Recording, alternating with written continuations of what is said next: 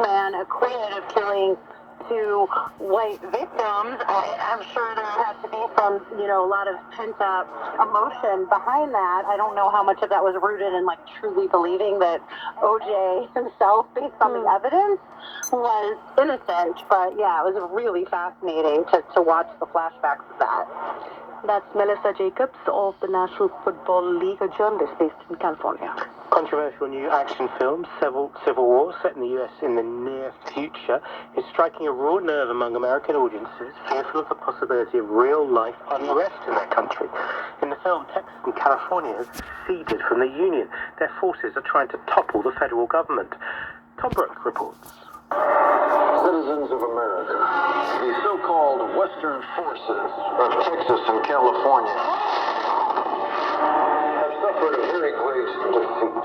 This film presents a nightmarish vision of the United States. The country has disintegrated into civil war. Mr. President, do you regret the use of airstrikes against American citizens?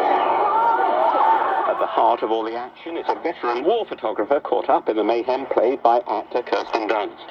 She claims what director Alex Garland was aiming for in this production was realism. It was very immersive, kind of almost like a documentary, the way the cameras interacted with all the actors, and so he wanted the movie to feel as real as possible.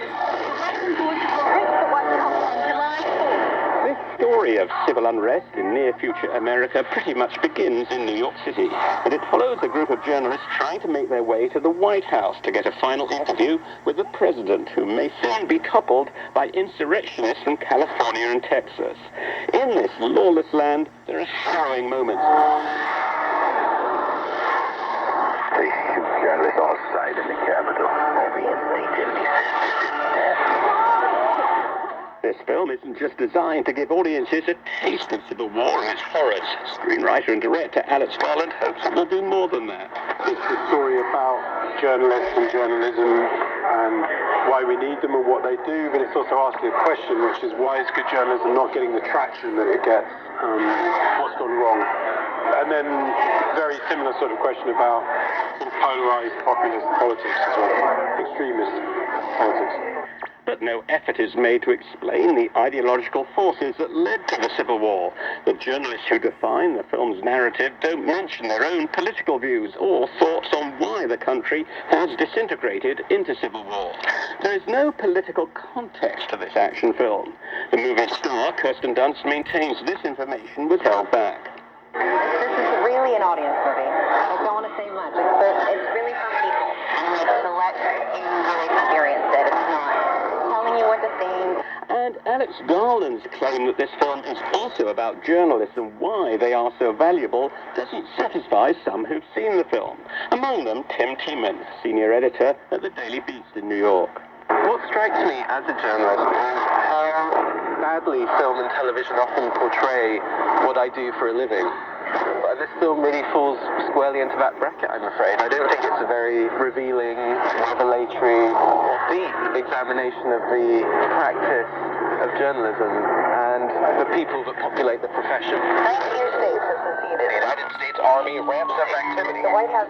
Despite these complaints, the film does have the power to unnerve with its images of civil unrest. It's a presidential election year in America, highly partisan times, and still in many voters' minds is the violent storming of the U.S. Capitol building in January 2021 by supporters of Donald Trump, which gave Americans a taste of civil disorder. Thanasi Kambanis, a think tank director and former war correspondent, thinks this new film definitely touches a raw nerve.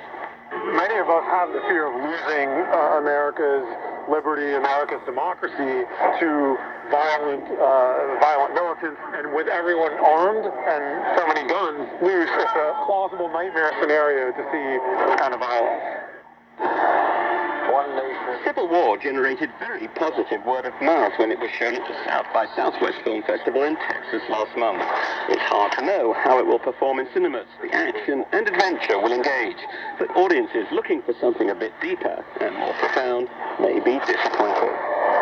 God bless America. A report by the BBC's Tom Brooke. This is Newsday. This is the BBC World Service, and Dr. Ashley Milton is meeting African Americans choosing to return to the country of their heritage, Ghana. I moved from the U.S. to Ghana 6 years ago. In this documentary, I'm going to shine a light on the experiences